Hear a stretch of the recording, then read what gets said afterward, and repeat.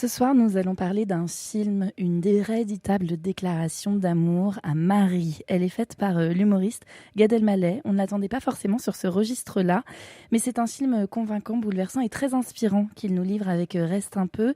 Il vient nous le présenter en avant-première à La Roche-sur-Yon, au Festival international du film. Bonsoir Gad Elmaleh. Bonsoir, merci. Merci d'avoir accepté notre invitation. Non, c'est normal. Je disais hors antenne que s'il y a vraiment un film dont j'ai envie de parler, c'est celui-ci. Pourquoi vous l'avez eu envie de le faire, justement, ce film qui est extrêmement intime, qui raconte votre chemin, votre parcours vers le baptême? Parce que, d'abord, je trouve que c'est un formidable sujet de film avant tout, en tant qu'artiste. Et j'ai toujours eu envie de faire des choses autobiographiques dans mes spectacles ou plus difficilement dans les films, parce que c'est pas moi qui écrivais les scénarios. Souvent, on me proposait des rôles.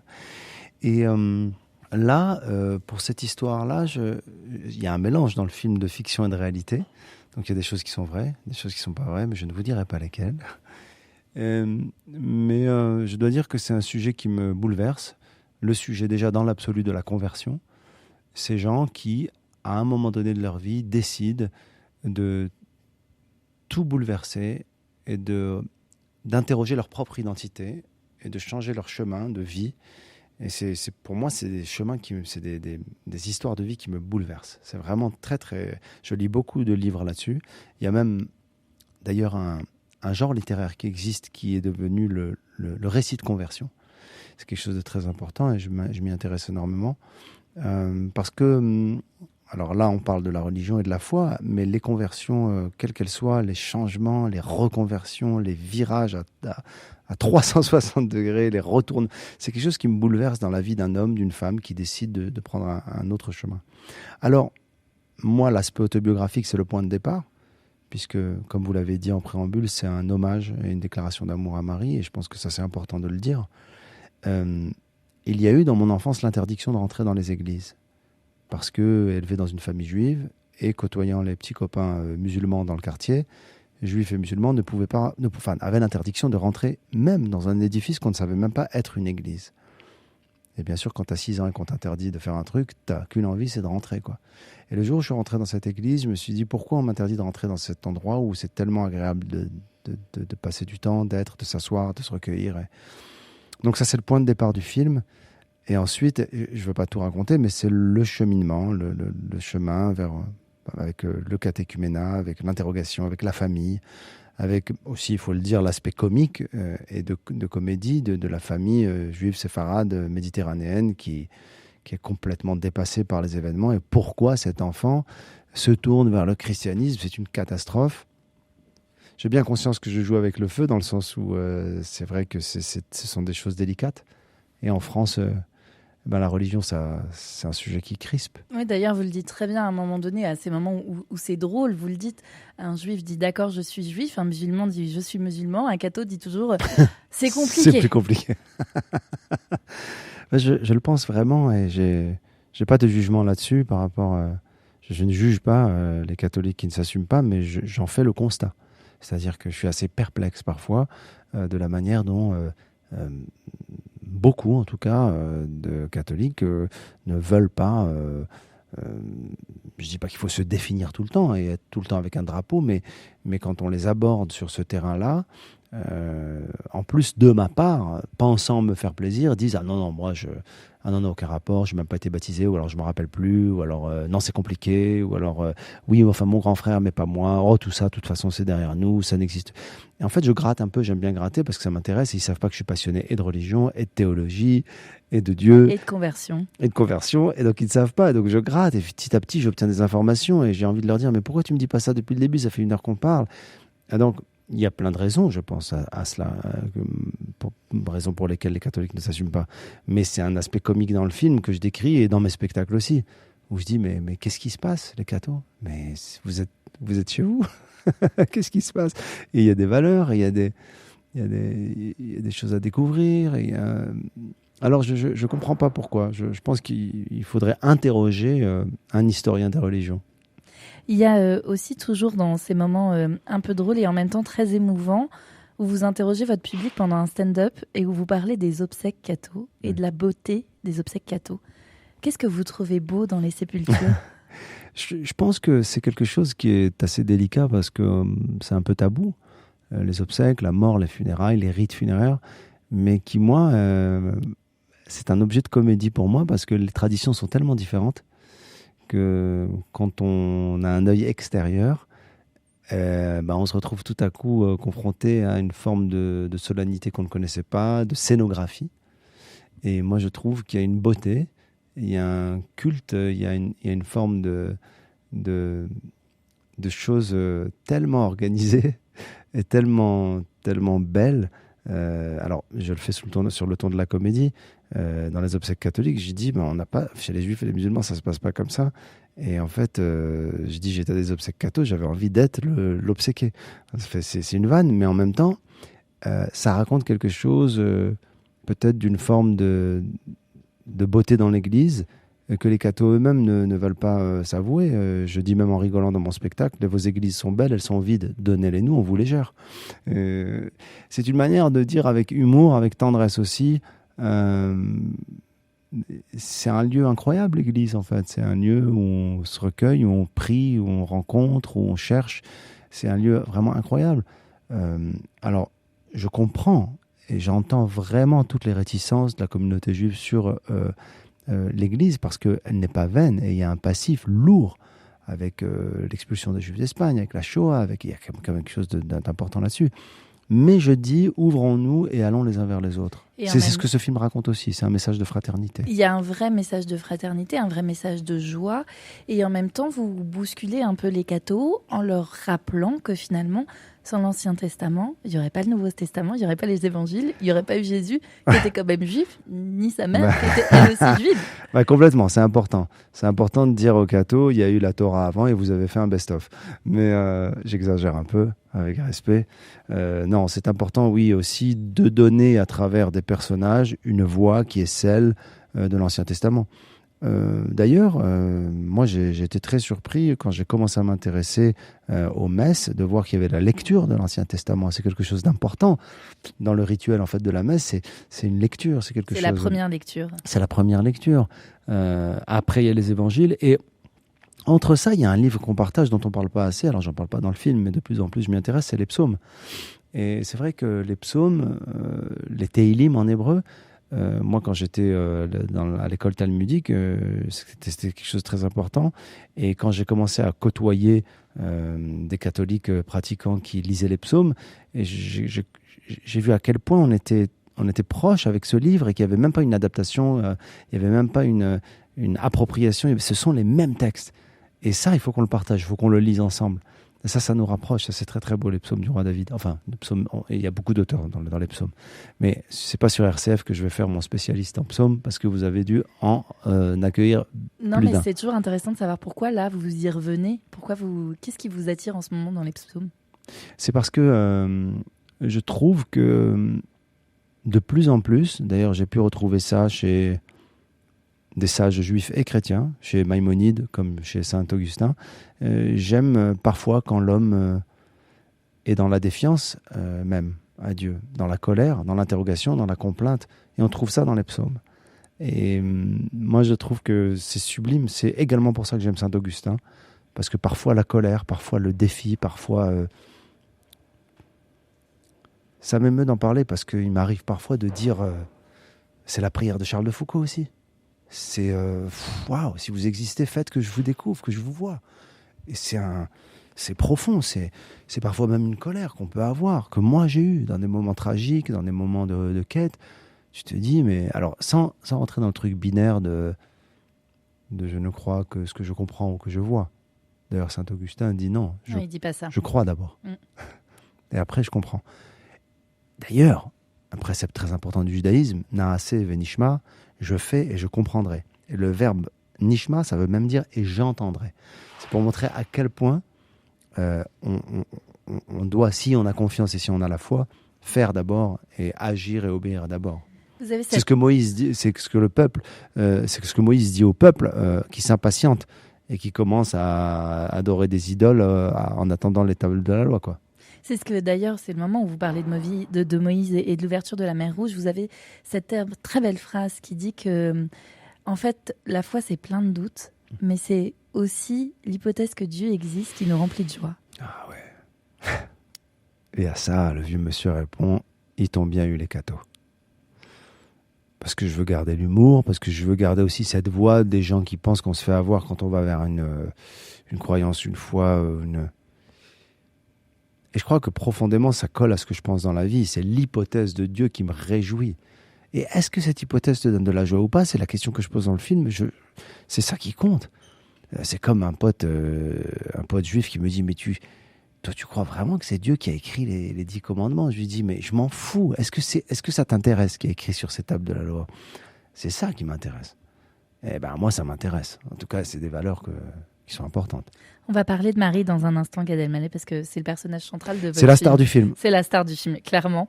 J'aimerais juste qu'on revienne sur un moment que j'ai trouvé extrêmement émouvant, qu'est ce moment avec ce vieux monsieur où vous lui lavez les pieds et où vous faites cette réflexion pleine d'humilité, où il vous dit à mon époque c'était le luron et on a quand même perdu au change. Et j'ai trouvé personnellement que ce moment de lavement des pieds de Jeudi Saint était une image parfaite de l'humilité. Je ne sais pas si c'est ça que vous avez voulu ressortir, mais c'était magnifique. Ben d'abord, ça me touche que vous ayez été touché par cette image, parce qu'il y a beaucoup de choses dans cette image du film. Il y a simplement une image, il y a simplement une curiosité. Quand on n'est pas catholique et qu'on n'a pas été éduqué dans le catholicisme, c'est quand même une scène, une image, c'est un geste qu'on connaît, qu'on a vu et qui nous interroge quand même. Parce qu'on voit le pape le faire avec les prisonniers. On sait dans les textes comment les apôtres sont surpris que Jésus le fasse.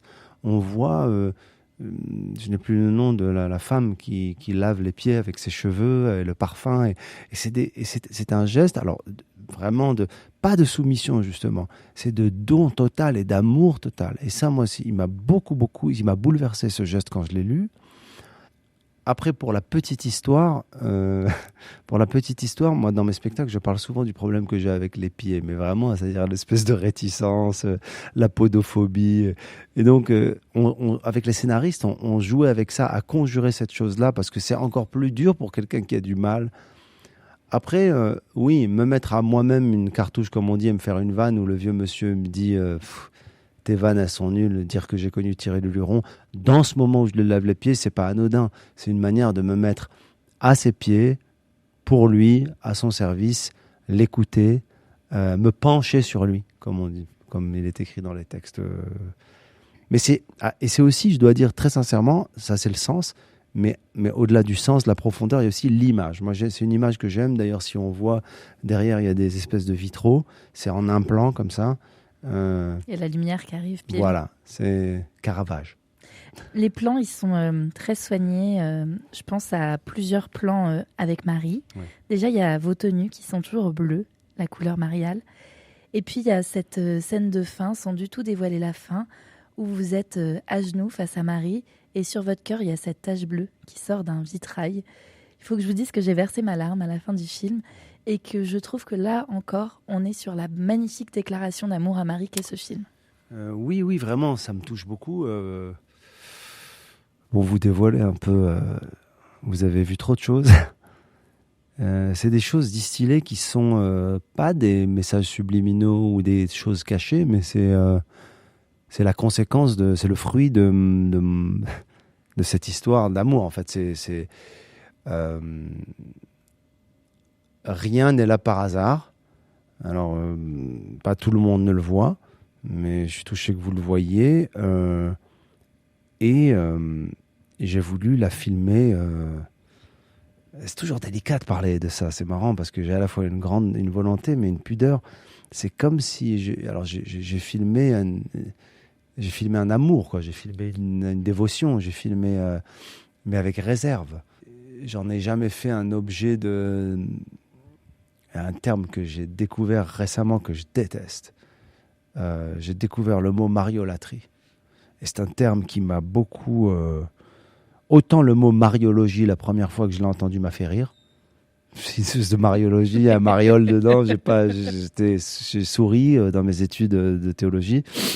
Mais mariolatrie, je trouve ça tellement brutal et je trouve cette espèce de truc péjoratif... Mais je vois ce qu'ils veulent dire. Et moi, j'ai voulu l'éviter. L'espèce de... finalement, l'instrumentaliser, quoi. Alors avec délicatesse, avec douceur, je l'approche. La lumière, elle est toujours... voilà, j'ai voulu la choyer, l'aimer, et que ce soit la représentation de ce que moi je ressens et non pas simplement soit un fantasme, soit un objet, quoi. C'est quoi votre rapport avec Marie aujourd'hui, Gad Elmaleh? Ben, ce que je dis à ma mère et qu'elle m'envoie balader, c'est elle me protège. Et là, on a la mère juive qui dit elle te protège. Allez, allez, Et arrête. puis cette scène où elle va dire à Marie, Ouais. occupe-toi de ton fils, c'est magnifique. Elle est tellement drôle. Ouais, c'est une mère qui est blessée et qui pense qu'elle va perdre son enfant. Et volontairement, je dis des trucs drôles et tragiques dans cette scène. Mais le rapport, c'est toujours la fascination depuis l'enfance. C'est la curiosité, c'est la quête en tout cas de cette protection. C'est la découverte de la puissance en tout cas de cette relation le jour où j'ai découvert Lourdes et le sanctuaire. Justement, cette première fois à Lourdes, vous en gardez quoi comme souvenir? Je dois dire que tout s'est renforcé là-bas parce que d'abord je connaissais pas Lourdes et j'y étais pour le spectacle qu'on produisait. Et moi, j'entendais de Lourdes soit une forme de dérision, d'humour, et que je peux comprendre. La mariolâtrie. Ouais, quand on connaît pas. Alors, bon, j'essaie toujours en général, hein, c'est pas uniquement par rapport à ce sujet. En général, j'essaie d'aller au-delà de ce que j'entends, même avec les gens. Quand on me parle de quelqu'un, je dis laisse-moi, je vais me faire mon avis. Et là, pareil, sur Lourdes, j'y étais pour le spectacle. Voilà, bien sûr qu'il y a des marchands, bien sûr qu'il y a des, enfin, c'est pas un scoop, des dérives commerciales. Oh là là, quel choc! Je m'en fous. C'est qu'est-ce que j'y trouve, quoi? Qu'est-ce que j'y trouve, moi, qui est assez étrange comme émotion, qu'est-ce que je trouve à me promener des heures le soir dans cet endroit. Qu'est-ce que je découvre chez une jeunesse française dont on n'entend jamais parler, qui donne son temps, son cœur, qui tend la main pour ceux qui sont en détresse. Alors ça passe par le religieux. On est en France, alors, il ne faut pas trop le dire. Mais si ça passe par le religieux, si ça passe par la foi, pourquoi pas? C'est un peu comme cette histoire avec l'étape de la loi. Qu'est-ce que ça dit? Est-ce que c'est Dieu ou pas qui l'a donné? Mais qu'est-ce que ça dit? Est-ce qu'il y a du sens? Pareil à Lourdes. Est-ce que ces gamins qui donnent leur temps, qui donnent leur cœur à ces gens en détresse, ils font du bien ou pas? C'est ce que j'ai envie de dire tout le temps. C'est quoi l'actif? Qu'est-ce qu'on a? Qu'est-ce qu'on en retient? Cet été à Paray-le-Monial, on me dit mais ouais, mais t'as été dans une communauté. Non, mais je veux comprendre. Est-ce que quand j'y vais, je reçois des choses, je reçois des messages, j'apprends, j'évolue, je suis dans la fraternité? Oui, ben c'est tout. Oui, parce que vous êtes accompagné par une sœur des Béatitudes dans le film. Oui. Elle vous a vraiment accompagné? Oui, vraiment, c'est une amie très proche. Et puis c'est une femme qui est... Sœur Catherine, c'est une femme qui est dans le film et dans la vie, qui est une... D'ailleurs, dans le film, elle est absolument comme dans la vie. Elle joue pas. Alors il faut dire, parce que je dois parler des personnages, le prêtre qui joue Père Barthélemy. Père Barthélemy, qui est un prêtre de la communauté des frères de la communauté de Saint-Jean, et qui est curé de la paroisse de Boulogne. Il joue son propre rôle. À la base, il ne devait pas jouer dans le film, il devait être consultant pour me parler du catholicisme que je découvrais, surtout le catéchuménat. Donc, à un moment donné, je lui dis, je ne vais pas faire semblant et je ne vais pas engager un acteur, ça va être faux. D'ailleurs, toutes les messes que vous voyez dans le film sont des vraies messes. Il n'y a aucune messe qui est reconstituée, il n'y a aucun spectacle qui est reconstitué. Donc, il joue son rôle. Le rabbin, Yehuda Salfati, c'est un sage qui étudie la Torah, qui dit de vraies choses sur la Torah. Ce n'est pas un gars qui fait l'acteur. Et pour revenir à Sœur Catherine, qui fait partie de la communauté des Béatitudes, c'est une amie qui a une grande... qu'elle est très touchante, très très touchante, grande générosité, et qui me charrie un peu, qui me provoque. Et dans le film et dans la vie. Mais dans la vie, c'est une des rares personnes qui peut me dire ce qu'elle me dit. Hein. Ah bah toi, t'es trop marrant, toi, c'est n'importe quoi. Toi, t'aimes bien Marie, mais t'as un problème avec Jésus. Ouais. Alors là, elle a mis le doigt sur un truc qui est un dossier délicat. C'est que c'est tellement un sujet plus complexe que, bon, chose par chose, on va y aller tranquillement. Alors elle a ce refrain permanent de « Laisse-toi guider ». Laisse-toi guider par Marie à Jésus, c'est même un chant. Ouais, je lui dis, ou le contraire. Donc on a une vraie relation d'amis, une relation fraternelle.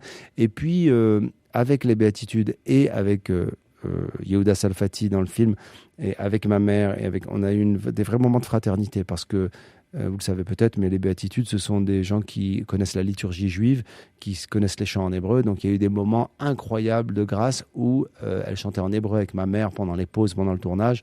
Je les ai filmés, je les ai dans un petit coin, je les sortirai un jour. C'est un bel exemple de fraternité.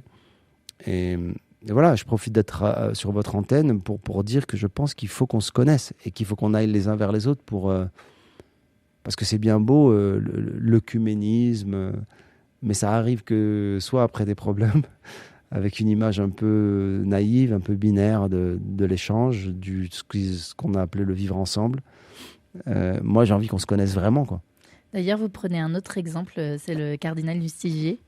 Vous dites d'ailleurs que votre nom de baptême, ce sera Jean-Marie. Comment est-ce que vous l'avez découvert, le cardinal Lustiger ? D'abord, forcément, j'en avais entendu parler. En tant que juif, l'histoire d'un juif qui se convertit au catholicisme et qui devient archevêque, qui devient cardinal, Notre-Dame, et qui est directement lié pour moi au Collège des Bernardins. C'est quand je commence à étudier un peu aussi au Collège des Bernardins que je me rends compte du parcours du cardinal Lustiger, et je me mets à voir des documentaires, à lire des choses, et je trouve son parcours, je vous disais en début d'émission que j'étais bouleversé par les parcours de conversion en général, mais lui, je suis complètement touché par son chemin, et j'ai envie de comprendre. Je pense vraiment que, d'ailleurs très souvent, quand on me demande qui vous auriez aimé rencontrer comme star, ou comme, bien sûr que j'ai envie de dire Chaplin, j'ai envie de dire Michael Jackson, j'ai envie de dire Jacques Brel, mais le cardinal Lustiger, j'aurais tellement de questions à lui poser. Vous faites un peu Cato qui s'assume pas, si c'est pas ça que vous répondez dans les interviews. Non, pas du tout. Pas du tout, c'est juste que j'étais pas encore proche de cette histoire-là et je la connaissais pas. Mais aujourd'hui, je le dirais à tout le monde, qu'il y a des personnes, parmi les gens que j'aimerais rencontrer, il y a le cardinal Lustiger, ouais, et Maïmonide, et le Rambam, chez les rabbins, chez les sages du judaïsme, Maïmonide. C'est d'ailleurs qui écrit le traité d'idolâtrie. Enfin, c'est passionnant tout ça. Votre mère, maintenant, elle a quoi comme rapport avec Marie ? En fait, moi, je les ai un peu piégés parce que, si vous voulez, en parents séfarades de tradition juive d'Afrique du Nord, ils avaient au-delà d'un recul par l'interdiction ou par le péché, ils avaient une forme de superstition. Et c'est ce qui existe chez les juifs et les musulmans. Parce que les représentations, par des statues, on appelle ça des idoles dans le Talmud, mais elles sont interdites. Donc, il y a d'abord le commandement, d'ailleurs c'est le premier commandement. Anochi Hachem, je suis l'Éternel ton Dieu, et tu n'adoreras pas d'autre Dieu que moi, et ça sous-entend l'idolâtrie et tout. Donc, il y a un blocage, forcément. Mais moi, avec mon film, quelque part, j'ai utilisé le film pour venir leur parler un petit peu de ça. Autre chose qui me tombe dessus dans le film, c'était une scène très difficile à tourner parce qu'il fallait que mon équipe comprenne la symbolique de la croix qui me tombe dessus. Et ça, c'est quelque chose qui se veut comique. Mais d'ailleurs, la plupart des choses qui sont comiques dans le film, elles ont du sens. Et il n'y a jamais... d'abord parce que ça ne m'intéresse pas, je l'aurais assumé si je me moquais.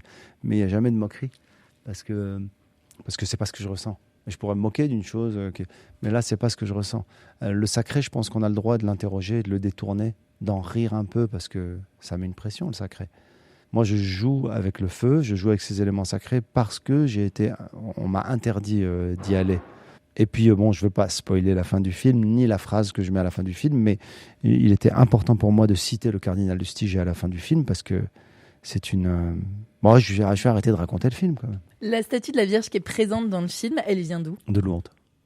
Vous l'avez encore ? Oui, je l'ai, elle est chez moi à la maison, et elle ne bougera pas, et elle vient de Lourdes, elle m'a été offerte, elle a été bénie à Lourdes, et elle a servi au film, et elle est chez moi, et elle est près de moi. Vous la priez beaucoup ? Bien sûr. Merci beaucoup, Gad Elmaleh. On pourrait continuer à parler des heures. C'est très agréable. Merci beaucoup. Merci. Merci pour ce film qui est une vraie ode à la réflexion, une déclaration d'amour à Marie, je le redis, et une vraie invitation au dialogue interreligieux. Complètement. Et à la fraternité. Ça, c'est important, je le répète. Merci beaucoup. Merci.